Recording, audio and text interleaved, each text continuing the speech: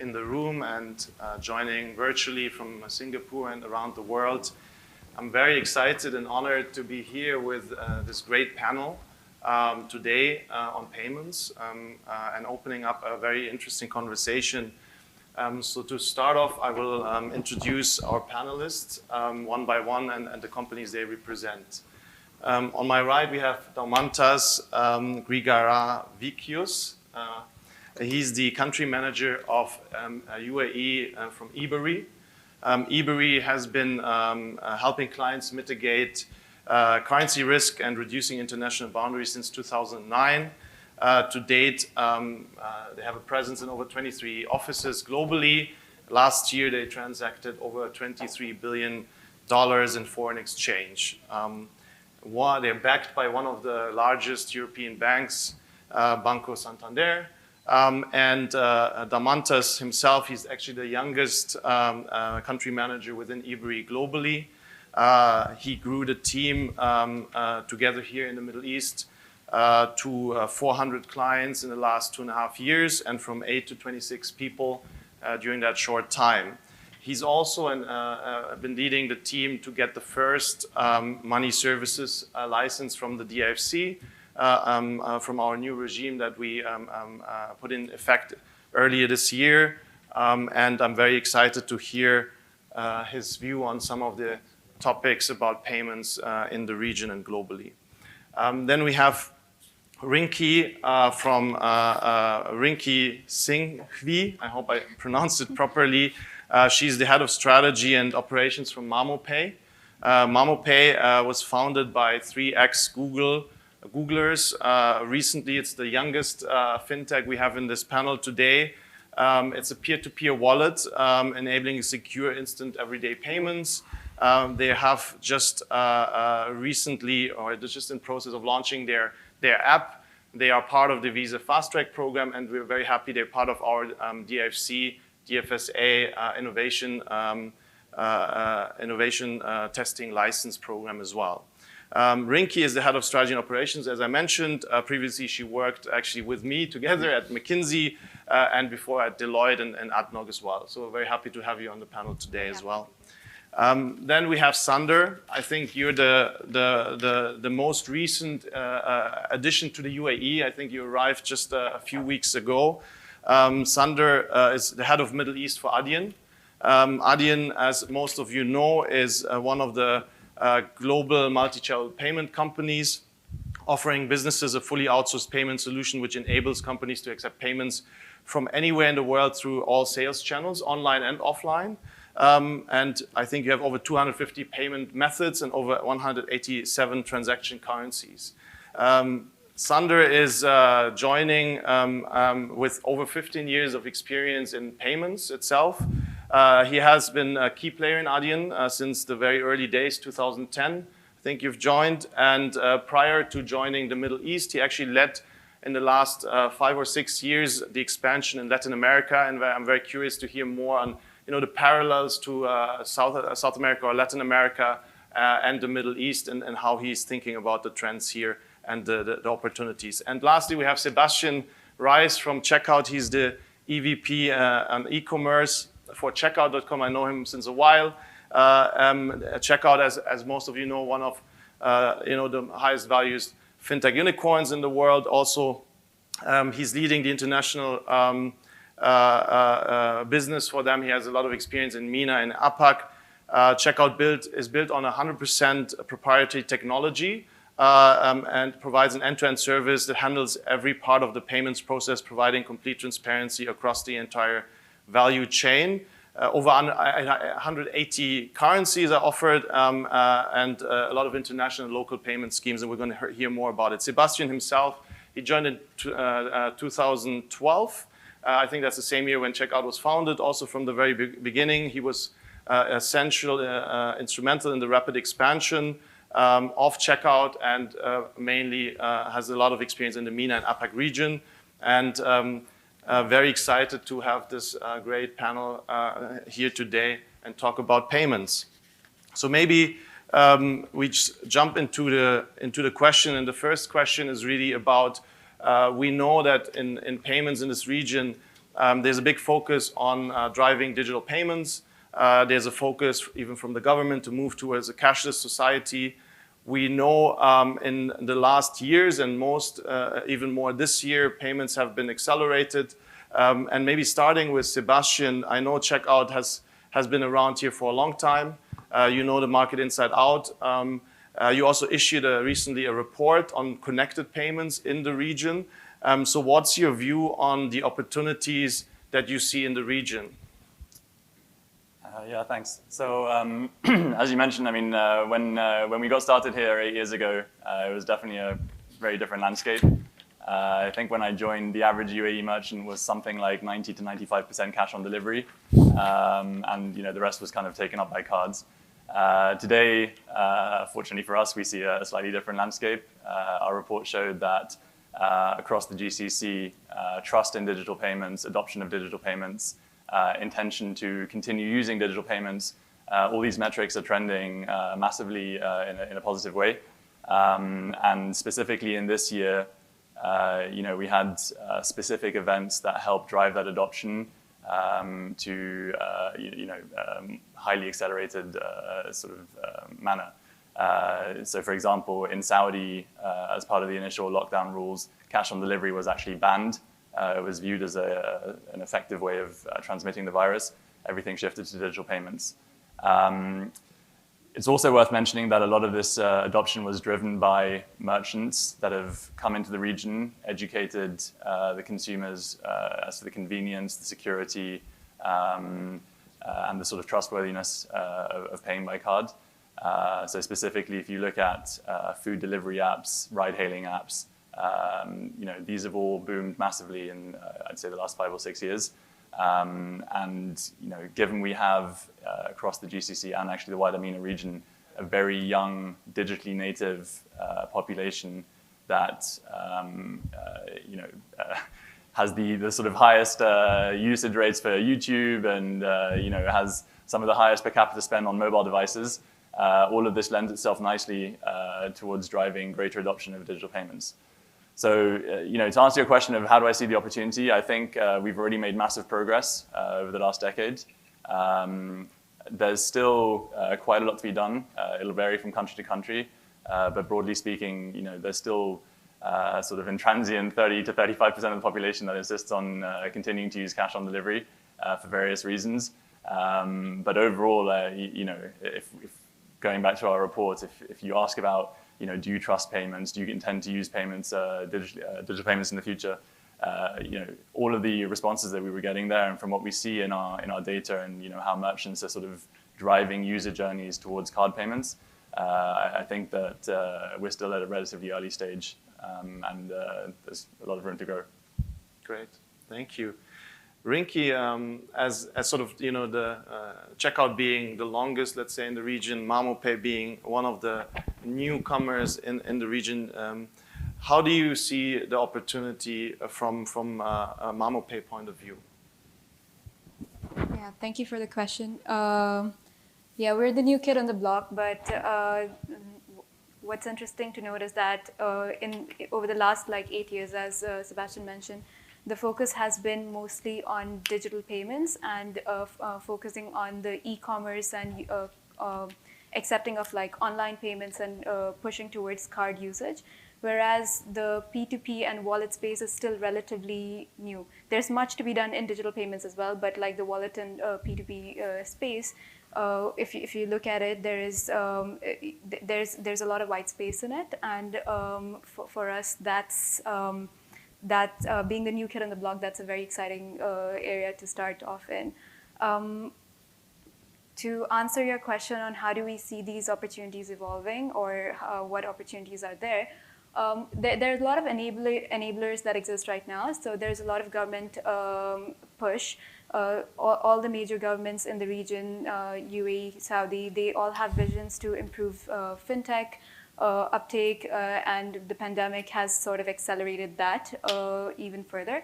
So that, along with the ecosystem that is naturally coming about, investors, places like DIFCA, these enablers combined are allowing us to pursue a couple of things, which is creating a product creating a payments product that the end users love, which is individuals. So far we have been the region has been serving a lot of businesses. The peer-to-peer space or the individuals moving money, that sort of that's a space that all these enablers will allow us to start operating in. The other thing I would say that is a big opportunity is bridging the gap between the banked and the unbanked. And that's been something that has been coming up in our research that we've been doing, that while the financials, there's a big infrastructure in a lot of financials, the infrastructure does exist. There is a whole, section of people, about I'd say some 6 million people, domestic workers and university students who cannot get bank accounts, that would really benefit with this bridge that companies like MamoPay can provide in the system. And lastly, another opportunity, a big one, is the e-commerce space, where it's projected to grow by 20 billion in the next 5 years, and probably even further now that we're seeing new numbers come in. It's another space where an easier way of accepting payments would be much needed, and we see that as a big opportunity. Yeah. Great. Thank you. Sander, we talked about it a little bit in the introduction. You've spent last couple of years in Brazil looking at Latin America. How do you see parallels to what you've done there? And how are the opportunities same, different to what you're seeing here? Well, Brazil has been fascinating, I must say, both privately as well as professionally, and as a company to be part of that. Just to give the audience a bit of an idea, 10 years ago, there used to be 2 acquiring banks, one for Visa, one for MasterCard. That was your choice, right? So fees were abusively high and there was literally no innovation. Then the central bank opened that up, and I think by now there must be over 40 acquirers in the market. International entrants, ourselves, Checkout, others are there. So that journey and being part of it has been it has shaped us as a company as well to be able to operate in other markets. We set office there in 2011. So very early on, we've been part of an ecosystem that has been maturing. And that means you can be, and we've been actually helping regulators in their thinking with the experience that we have from abroad. And what you see is that the changing landscape and being part of it has been very appealing for ourselves, but also for our customers. So you see that we have a lot of pressure from international customers to offer the same kind of products, features, service levels in other markets. And it's simply not there in a lot of cases. So the moment a regulatory environment is very appealing for us to step in there, which is happening here, we can actually put on a table products that are interesting for merchants. They will be challenging existing players in the market that have been around for a while. And even if they have been unable to innovate over the past period, they will have to, right? In the interest of the merchant. So I think that experience has been very interesting for us. And that's something we would like to contribute in the same kind of fashion here in the region as well. And what we see it was not only Brazil where we've been operating, and we've been operating all over Latin America. And in markets where, take Chile as an example, there's one acquiring bank that hasn't changed over the last, I think, 20 years. We've been trying very, very hard to talk to regulators, to talk to that bank. There's simply no incentive to change. There's none, right? So it's not going to change. What we've seen here, and it's one of the reasons, obviously, why we've opened our office here, is that here there is that hunger for change, for growth. It's coming from the country within, I would say, but it's also we as a company feel that pressure from our own customers that say, hey, there's something happening there. We'd like you to work with us there. Great, thank you. Daumantas, Ebury focuses on supporting SMEs, which is a very, very important topic as well. We heard merchants, obviously, there's a bigger pool of SMEs. From that perspective, what do you see as the biggest opportunities, and also like how does having your own license now give you an advantage in shaping those opportunities? Yeah, I'd say SMEs probably have some different needs than the end consumer, but I think the biggest opportunity we see is digital transformation for a business. Because, okay, digital payments is one thing, but if you can digitize your operations, it drives operational efficiency, which, if you're looking at costs, which a lot of SMEs will, is probably a greater saving than, shaving a few pips or percents off a transaction on currency. So that's kind of the biggest opportunity that we've seen, because a business would rather have an online platform where they're able to make payments, receive money, issue their own bank accounts in different currencies to start expanding into different regions. And then, of course, do all the basic things like pull your statements and things like that. So when you have SMEs in the region who suddenly go from working with paper forms, going to a bank and issuing a transaction, to making everything online, straight away you'll save a massive amount of time for the people that are working in those departments, treasuries, which can be deployed into other areas of the business. So I think that's probably one of the biggest opportunities we see, because ultimately businesses will want to drive that type of efficiency. And in terms of the regulation, I think, well, look, it's great for us to be able to show our customers that we're not one foot in, 1 foot out. It's committing to the region, and that helps us when we are dealing with existing customers, but also speaking to new customers, because ultimately we can safely say to them, look, we're within one of the best regulated free zones in the region, and we're here to stay. And then, from DIFC's perspective, it's great because everyone we've spoken to is very forward-thinking. Everyone we've spoken to is collaborative. So where we are now is where we are now. And in the future, we are pretty confident that when we approach the regulator, when we want to look into different areas of the business, they will accommodate. And I think, now it's kind of just a start, laying those foundations, and we'll see where they go. Excellent. Taking it a bit a step forward, the conversation, we heard a few nuances from Sebastian already, from Rinki before, like COVID has accelerated this path. We knew that payments are growing globally in the region, but I think COVID was a boost for cashless, for digital, and would like to hear your views on, how did that impact your specific business model and your business, and maybe starting with Rinki. Obviously, the UAE has a national cashless strategy since a while.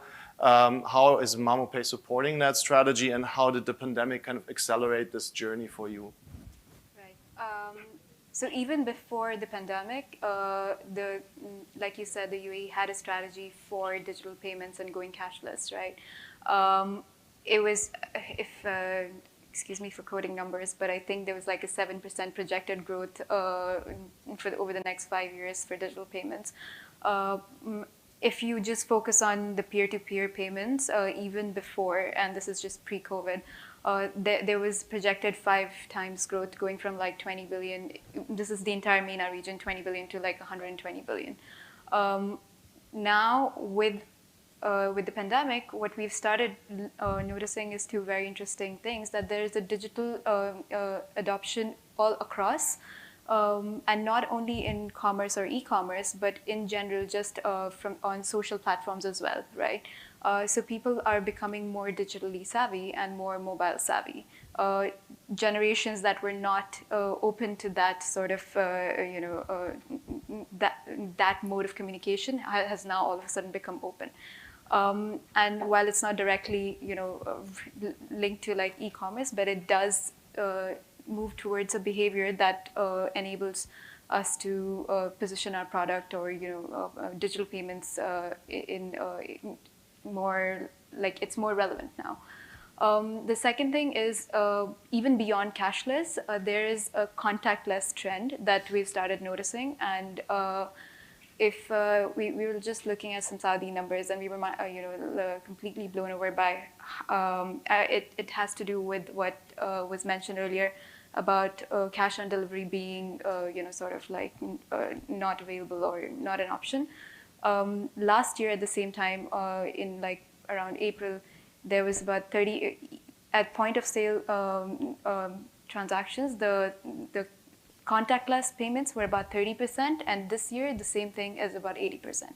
So we've gone from cashless to like wanting complete contactless payments, and so that's sort of what's happening with COVID in the market.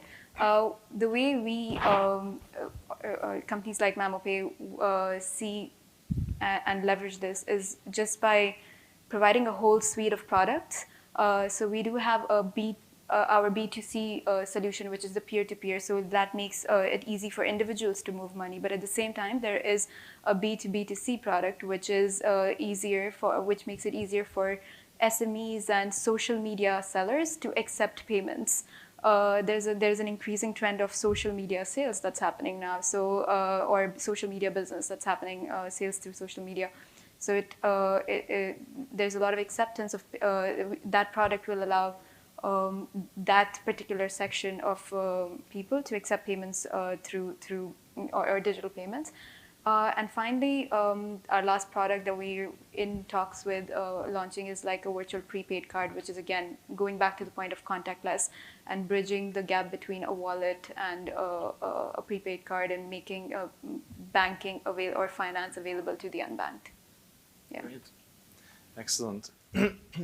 Sander, maybe from the Adyen point of view, your products are combining online and offline, right? How do you look at those channels now in the UAE, and also in context sort of of the pandemic implications, and what does Adyen bring to the table in this new normal? Yeah. Well, being available both online and offline processing in both channels, obviously for us as a company has been a blessing this year, right? You see overnight lockdowns happening, and you see transactions coming online, and then malls open again, and we see the transactions coming in offline. So as a company, it's been a very comfortable position. But in the greater scheme of things, we have seen channels merging, and we see shoppers expecting the same kind of frictionless payment experience across channels.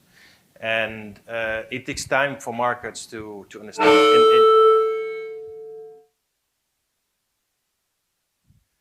In the market where most retailers, let's say if you're a retailer and 5% of your business is online, how much attention do you give to projects that cater for your online business, right? Now, when overnight 5% turns into 100%, that's a whole different story. And going forward, projects that are focused on improving an e-commerce channel those projects will get better funded within companies. I would say it's a risk if you would still see those channels separately. And I think there's some regions and there's some forward-thinking merchants that we work with in other markets that actually see that all as one, from a brand perspective, it's one experience for the shopper. And that is why I think there's still room to grow here. If I go into a store here and buy this water, it's an anonymous purchase. But if I go to if this website has an online channel and I buy something, I have to leave details, so you know way more. If that company would work with our infrastructure online and offline, the moment you walk into a store, you put your card in, we link that together based on card use.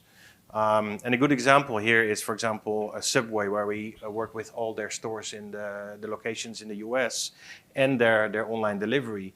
And if you normally buy a sandwich, nobody really knows it's you, right? The moment you put your card in, you leave some kind of data. And we help Subway, for example, determining where to open new locations, what is card migration, shopper frequency, and those kind of things. And I think that's what we bring to the table in all our markets, including the UAE.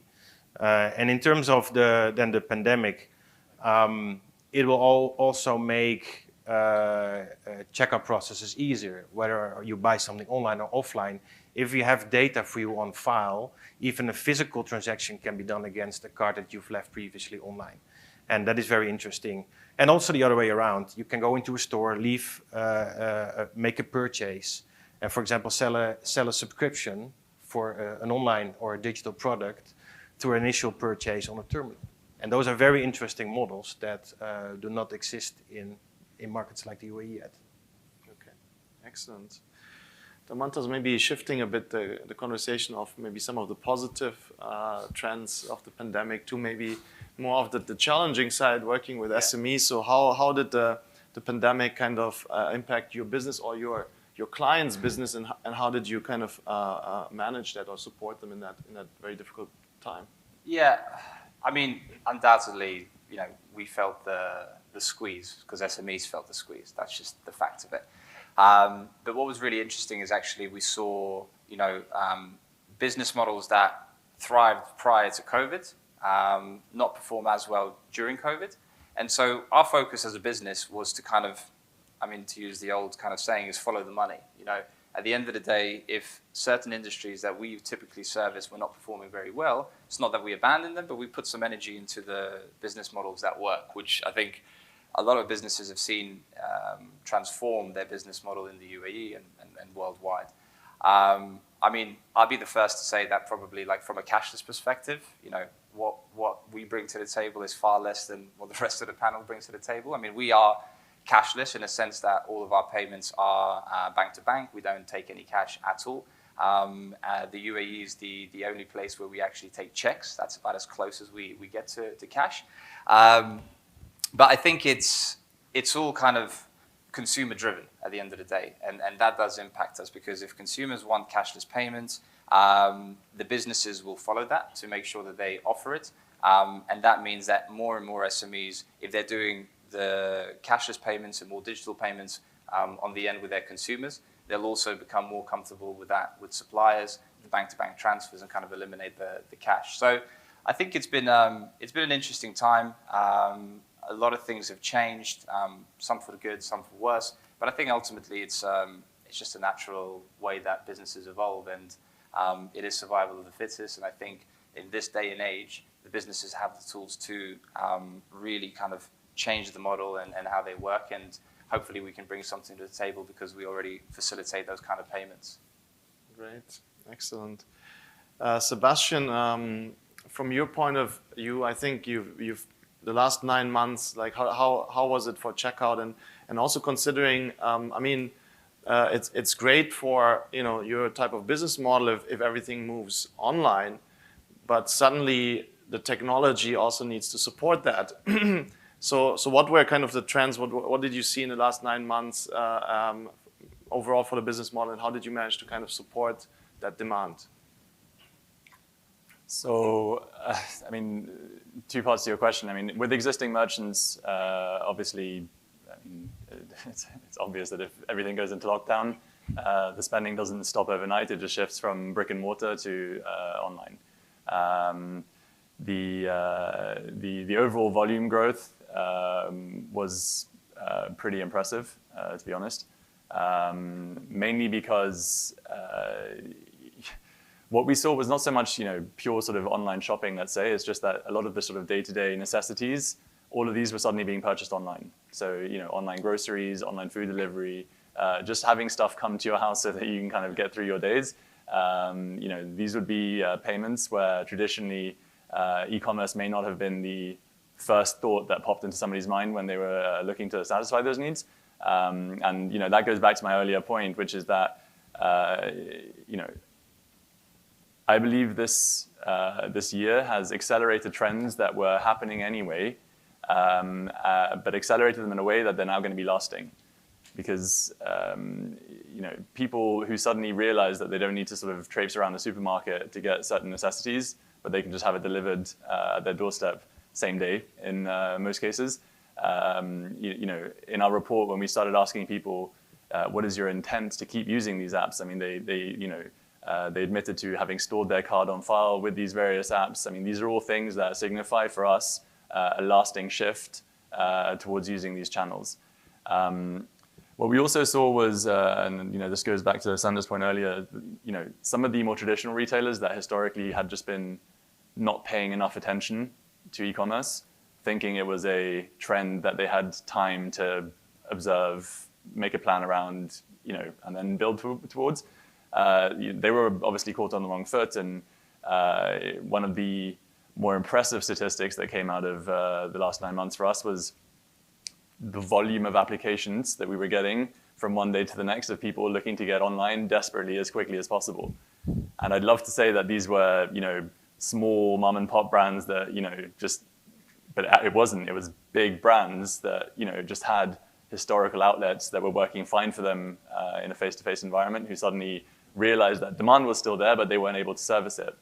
And there it really then becomes a question of, how sort of flexible is your technology? How quickly can you get somebody up and running? Do you have the products that allow them to get up and running quickly?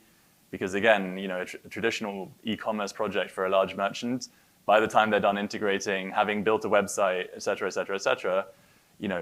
we were having scenarios where people were like, you know what, I'm going to sell through Instagram and TikTok, and then I need to send a link, and that's how I need somebody to pay. And that allows me to get going, from today to tomorrow, and we're good to go.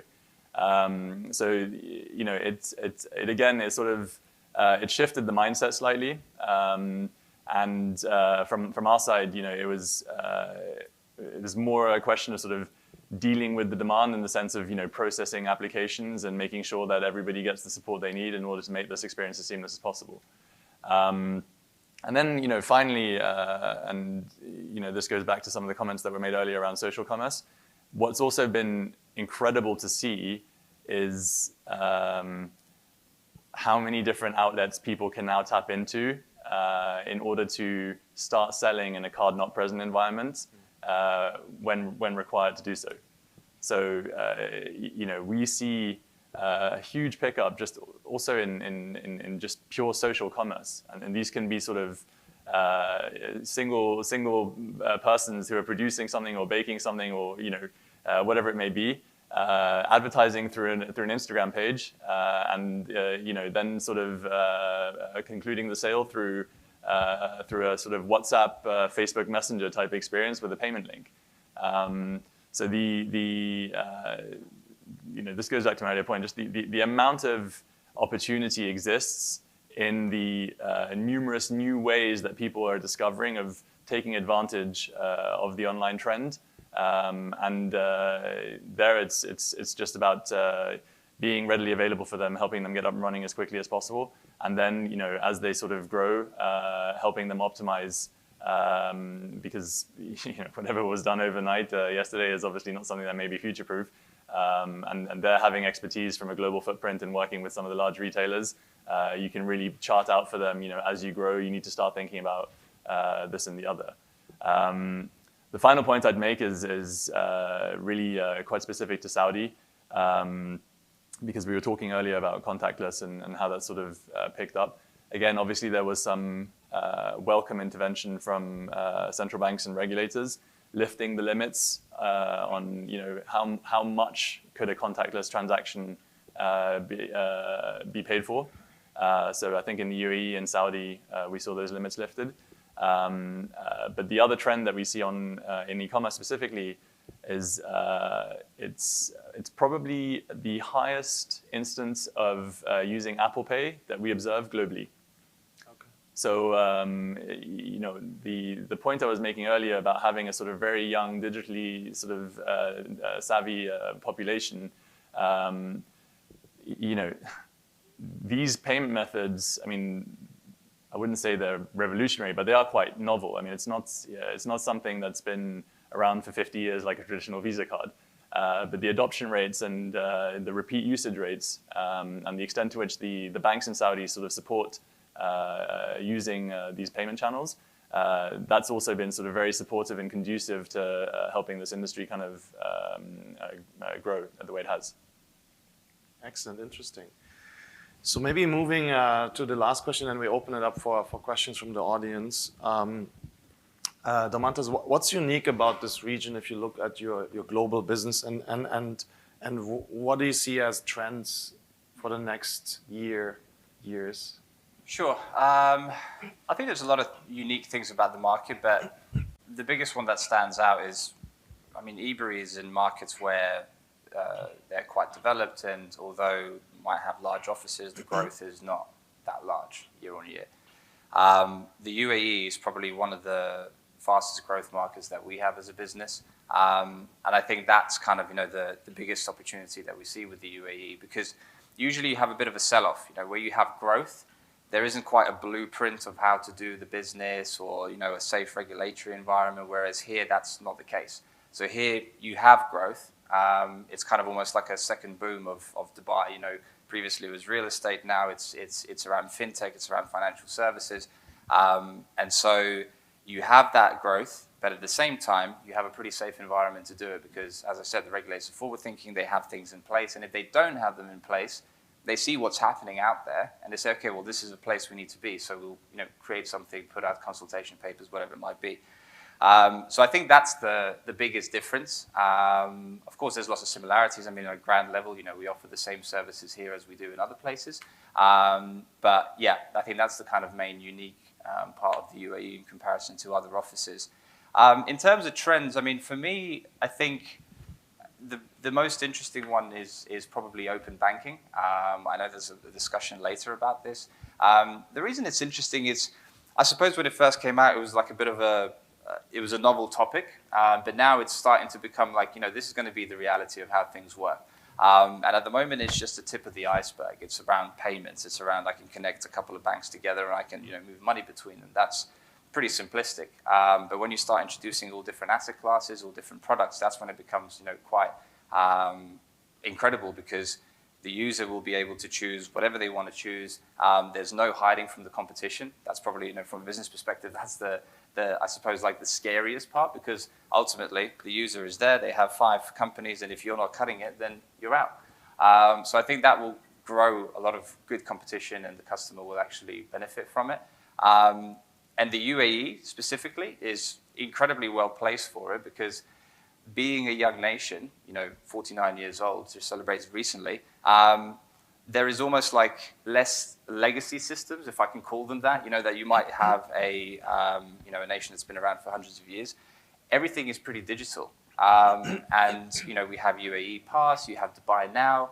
And so when it comes to rolling out something like open banking, the kind of foundation is already there. So, a lot of people are using their phones and these apps to pay for all sorts of things, so that you can easily connect your open banking to it, and then suddenly, there you go, you connect all your banks, and then all these other products will come. So I think that's one of the main interesting areas. And yeah, it'd be great to see how it unfolds. I think in Singapore, they are already connecting SingPass to the coming open banking regulation. And here in the region, Bahrain, I think, is the first one that's already rolling out regulation for it. So it's coming.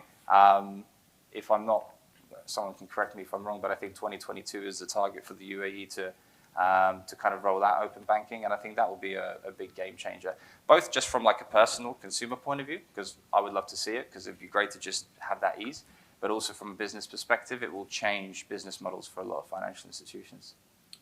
Fantastic. We hope that open banking will will come even next year, hopefully faster now with the pandemic, obviously. Sure. But yeah, I mean, the agenda is there, and we see the trends. The MENA FinTech Association, where we contributed as well, just issued a report on the vision for open banking in the Arab region. I think we'll hear a bit more about it later as well. Very exciting. Rinki, from a Mamo Pay point of view, what's unique about this market? What's the trends you see? So yeah, there's a very interesting thing that we notice is on financial inclusion that makes this region particularly very unique. So there's a low rate of financial inclusion if you look at overall, the kind of things that people do with their within the financial services realm, right? If you look at credit, credit ratings or having access to credit, bank accounts, digital payments, the rate comes down, is between like 30 to 40% financial inclusion overall. Whereas on the other end, there is a lot of infrastructure that does exist. There are, in terms of just the number of banks that are present in the region, both local and international banks, pretty much everyone's present in the region. There are the point of sale services, or the penetration of point of sale. The growth is pretty high. So it's a very contradictory sort of space right now, and what we feel is going to be sort of the requirement for the region would be the education that is required, or the government support or the regulatory support that is required to bridge this sort of gap that exists right now. That I would say would be like the main thing, but also there's a lot of room that is there for the incumbents and fintech companies and governments to start collaborate on. That's a very nascent and very new thing,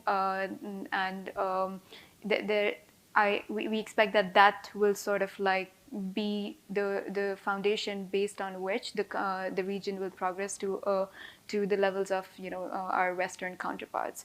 I would say that's sort of like the view. Yeah. Great, thank you. Sander, uniqueness as much as you've experienced or discovered so far, and trends. As a company, we like to challenge the status quo, and as a result of that, we see over time that the quality bar keeps rising and rising, and that's a trend that I think you'll see here in the market. And a good example is my own experience here the last couple of weeks. I'm still working on my local card, so I have international cards, from very simple bank cards to credit cards. And all of these cards have been rejected at one point of time over the last couple of weeks. From NFC to a chip and pin or an Apple Pay transaction on my Amex card. It has never happened to me before. It's not a balance issue. It's literally...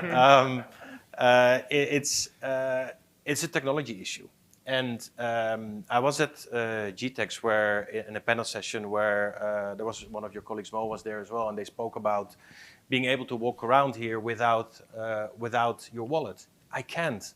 I don't. My experience so far is I cannot go outside and go somewhere and rely on the infrastructure that's there. It will probably change when I have a local card, but. There's something behind this, and if it would be an Adyen terminal, and my card would be rejected, within 5 minutes I would call someone and say, "What's going on here? Even if it's a single transaction on a day, we are at the final end of a purchase journey, the very final end. You've got someone in your store, online or offline. You have had someone helping in an offline, and it's money you spent on getting that person to purchase. And the moment they want to give you their money, it's rejected. That's the most expensive reject you can get. So that's where I think in terms of trends here, you'll see there will be more attention to that detail. Normally in a physical environment, 99 of transactions go through. Online, depend on the business, somewhere between 60 and 90 or whatever the amount of attention you give to it. But you will see merchants going to put more focus on this. They're going to be challenging us. They're going to be challenging you on, hey, we're on this authorization rate. It needs to go higher. We don't want to lose those customers anymore. And one of the things that I've seen in most markets that are maturing, the profession as payment manager, you will see them more and more. I've seen that also in Brazil.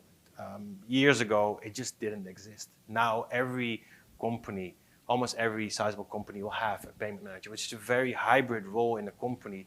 This looks after technology, vendor relationship, and a lot of other things, with the objective of making sure as many people are able to finish that purchase. So I think in terms of trends now, after this whole pandemic has changed the dynamics between online and offline, I think overall we see that people will start paying more attention to detail and to quality. Very interesting. Thanks, Sander. Sebastian, like also your perspective on uniqueness and trends. I'm going to pick up where Sander left off because he touched on something that's extremely important. Even in the report that we published, we saw that rejection rates in the region are significantly higher than in other regions. And what actually compounds the problem from the merchant point of view is that the consumer here is less willing to retry than a European or an American or an Asia-based shopper. So we're at that moment where in a significant number of cases, you're still potentially dealing with that customer's first online experience or one of the first online experiences. And if that experience is ruined because of a decline at the acquirer level, you're not helping anyone. So the decline rate problem is definitely an issue. What makes this region somewhat unique when tackling this is that it still remains predominantly a sort of question of, do you know the right person to go sort that problem out? Historically, in other areas, you could potentially lean on Visa or MasterCard, but out here, what matters is having the network, being able to call the bank that rejected that transaction, speak to the person in the issuing team, and have them figure out what's going on. Because more often than not, these rejections are not driven by a conscious decision to make online shopping difficult. They are a result of a legacy system that has been managed by teams that have had people cycling in and out for a number of years. Somebody tweaked the risk rule once because there was a fraud attack back in 1998, and then he left the bank and nobody ever looked at it again. And ever since then, that card just gets rejected every single time something happens. So when you come to these banks with relevant data, relevant action points, showing them how much it's costing them, because obviously the issuer loses out the interchange in that transaction, how much it's costing them in terms of customer experience, and you sort of proactively work with them, which is something we do for a lot of merchants, because this is a problem that exists both for merchants from the region, but also merchants outside the region looking to sell into MENA. These are conversations that over the years, we've worked with some of the big banks across the GCC. Having those connections is extremely valuable now, because you're kind of starting the conversation on the right foot. They know they can trust you. They know they're not going to open up some risk rules and suddenly have a bunch of fraud coming through. These are things that you build up over time. And here in the region, because most of the large financial institutions still view e-commerce with a somewhat weary eye, it's not like they've fully bought into it, and they'd like to avoid being victims of fraud for sure. These are conversations you can have in a much more constructive manner. In terms of trends, what I think we're going to see is enablement of online business models widening. So what I mean by this is today, we still have a situation where various countries in the GCC or in Egypt, the payment methods are not adapted to all the options available. What do I mean by this? Today, if in Saudi I want to sign up to a subscription service, I'm going to have a problem because my debit card simply will not work when that recurring transaction gets initiated 1 month or 2 months or 3 months later. These are all things that today prevent some of the very successful software as a service model, or do I want to have Spotify or Netflix where I just leave my card and it kind of runs in the background without me having to be involved in the process. These options today do not exist for domestic merchants to tap into. Similarly, if you're a ride-hailing app and you want to conclude the ride, have the person step out and have the payment happen in the background, it's not possible today in a bunch of the GCC countries. Now, again, this is not sort of willful sort of damage being done by these schemes to the ecosystem. It's just a legacy of this was a point of sale solution in a brick and mortar environment. Everybody's fine with a chip and pin or some form of authentication that happens, and they carry that logic over into the card not present world. I think most are aware of it, and one of the trends we're just going to see is the technology underpinning these schemes slowly being opened up to allow the full array of transaction types, and that'll then again spawn a new generation of companies and merchants in the region that tap into the business model that has now been made available to them. So that. Thank you very much. Just looking at time, do we have time for questions or? Yeah, we have a few time for, we got actually a few questions from our global audience. Okay. So the first question for our panelists today, first of all, congrats Ebury again for being the first payment services here in the DIFC license. Congrats on that. So a question from our global audience logging in. Given the increased drive towards a cashless economy, what do the panelists think of the security robustness of the infrastructure in the Middle East? Go ahead, please. This is actually something where, without hesitation, I can say it's amazing. We see the lowest fraud rates. We see the lowest incidence of fraud attacks globally here in the Middle East. A big part of this is because of how the issuers notify cardholders on every transaction. There's an SMS every time. There's an email. Adoption of 3D secure, so on OTP password authentication-based processes when you're paying online. These have been present from the beginning, and all of it kind of has combined to create a card base, so cards issued by banks from the MENA region that at our level we consider to be far more trustworthy than some other countries where these controls are simply not in place, and it lends itself more easily to being a victim of fraud. So and what's really encouraging for us is that 8 years ago, like I said, when we were processing the 5% of transactions that were not cash on delivery, this would not have been a very meaningful statement. But as we've grown, that trend has never really changed.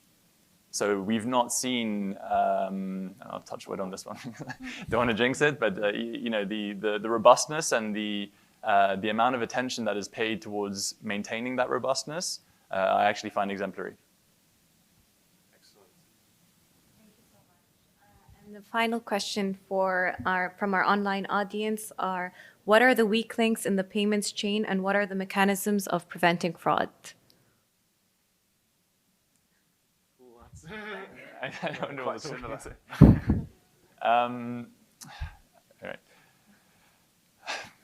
The weak links, I mean, again, given what I was just saying, I actually think we have a very, very robust setup today. In terms of weak links, it's in some cases, and this goes back to what Sander was experiencing, I'd almost say that the robustness is in some cases overdone. It's relatively easy to have zero fraud. You just reject 100% of transactions, right? But that's obviously not what you're sort of aiming for.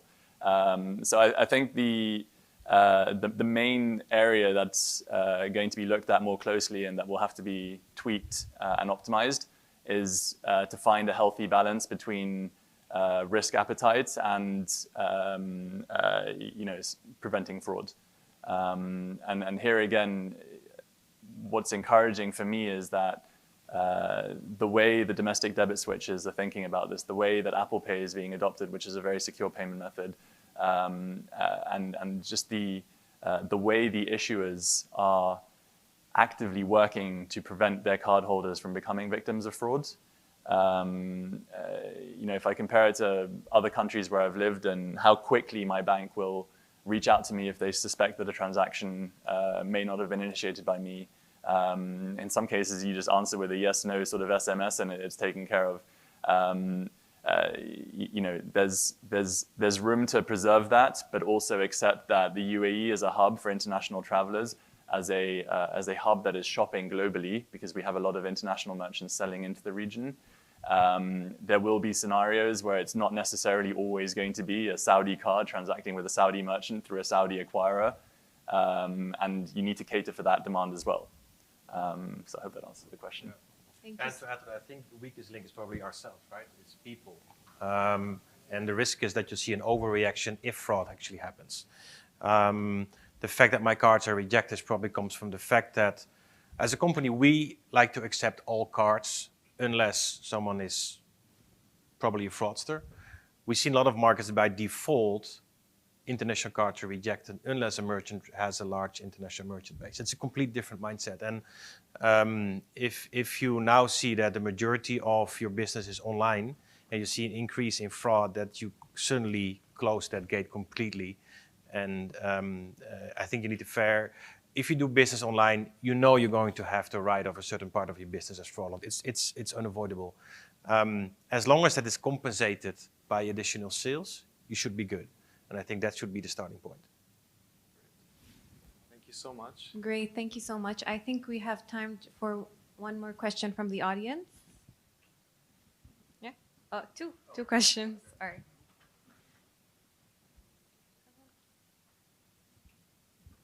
Good morning. Hi. Just in terms of the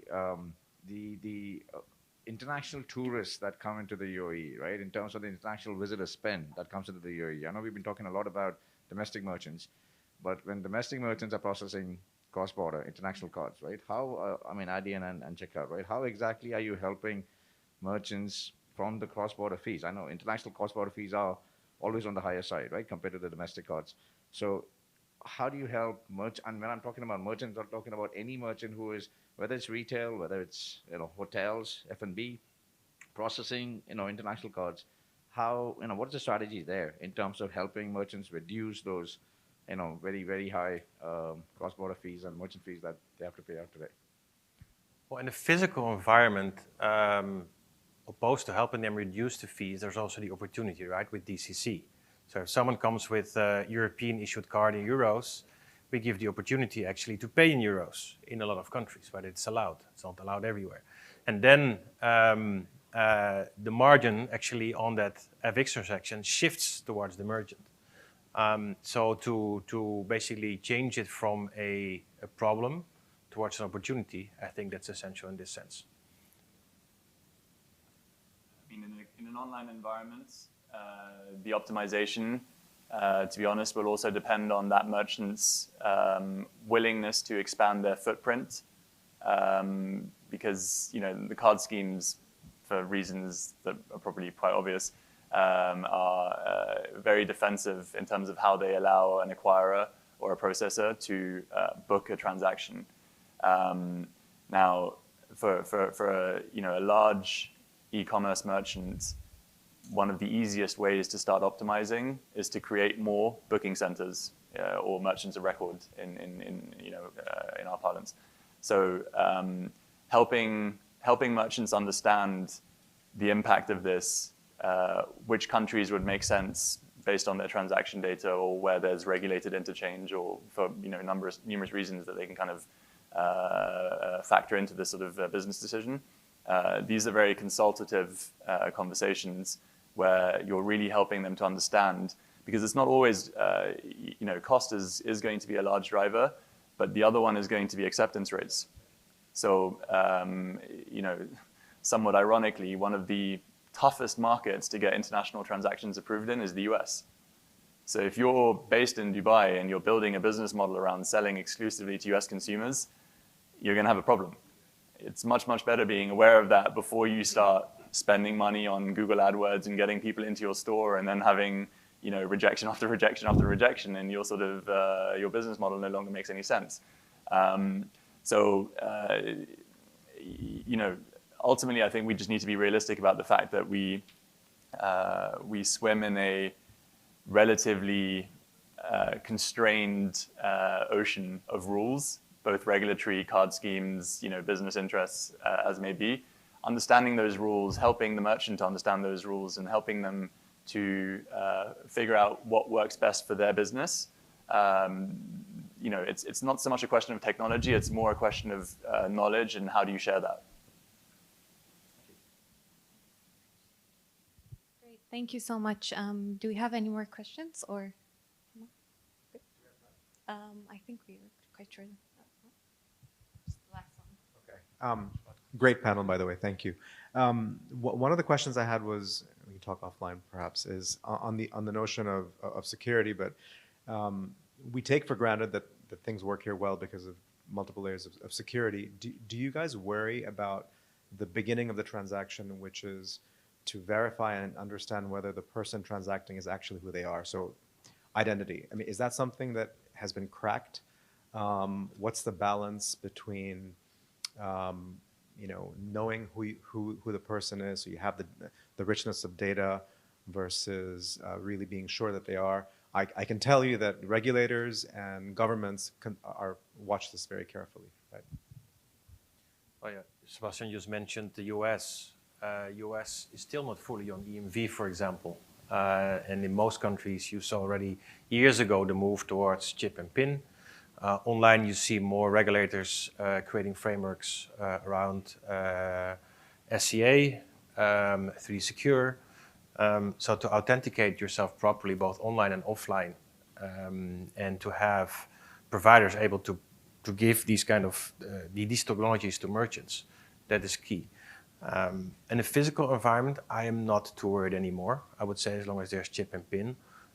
Online, we see a lot of our merchants asking, can I have this online purchase without the 3D Secure, right? And in a certain circumstance, I think it makes a lot of sense. First transaction on 3D Secure, subsequent ones without, for example, for subscription merchants. We as a provider have always looked at 3D Secure as a dynamic product. So for someone that is loyal or someone that has a very low risk profile, you probably want to go without it. And then even an anonymous checkout is probably fine to get that transaction in. The moment the risk levels increase, you probably want to know more of your customers. And that, the ability to be that dynamic on the merchant side, I think that's crucial to keep everything under control. Yeah. Look, I mean, to answer your question, identifying the individual today, that's very, very tough. Most of the infrastructure is more built around identifying that that individual is linked to the credit cards that he's using to pay. And there, you know, whether it's through biometric authentication or through an OTP or even static passwords, that's kind of where the industry is at today. I think where, I mean, ourselves, I'm sure Adyen, at scale, what you can start doing is having a risk engine that is able to identify fraudulent patterns across multiple sites. Because usually, you know, there's very sort of, there's very common themes to how an online fraudster will operate. You're going to have the moment where he comes into possession of stolen card data. He's then going to test which of these cards is still active or has it already been deactivated. So for this, you're going to see, you know, a sudden massive spike in algorithm-driven attempts. And then they kind of get dispersed when they find the cards that work and, you know, they start buying as many expensive goods as possible, as quickly as possible. So, you know, the benefit of working with a large global processor is that we're much more likely to have seen part of that process and therefore able to start proactively blocking the downstream transactions before the merchant becomes the victim of you know, whatever that person is in the process of doing. And then on top of it, you know, you start getting into sort of device fingerprinting. If I know that you know, this card has been linked to this iPhone that has been shopping seamlessly with no problems for this merchant, you know, does that give me sort of added sense of sort of security when I see that device popping up elsewhere? You know, how can we sort of, so it's really this network effect that, you know, as you start getting into hundreds of millions of transactions and you start realizing that in all likelihood you've touched the vast majority of any given country's population at least once on one of the sites, then you start having sort of data that you can use to be a lot more proactive in terms of how do you warn merchants. Thank you very much. I think this was a great panel, really exciting. I hope the global audience also learned more about what's happening in the region. We're hoping to welcome a lot from Singapore, from around the world here to shape the future finance with us. A great panel. Actually, we're hoping to have another one. I see Hisham, he's the founder of Lean Technologies, driving open banking. We didn't have enough space, so really hope to welcome more people here in Dubai, join our community and drive the future finance together. Thank you very much, Sebastian, Sander, Rinki, Daumantas. Thank you very much. Thank you so much.